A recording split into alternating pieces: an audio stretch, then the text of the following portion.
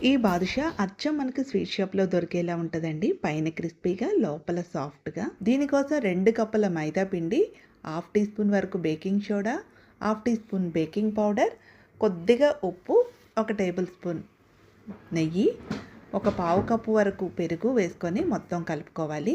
దీనికి వాటర్ ఎక్కువ పట్టదండి. కొద్దిగా వాటర్ వేసుకొని పిండి ముద్దని గట్టిగా కలిపి పక్కన పెట్టుకోవాలి.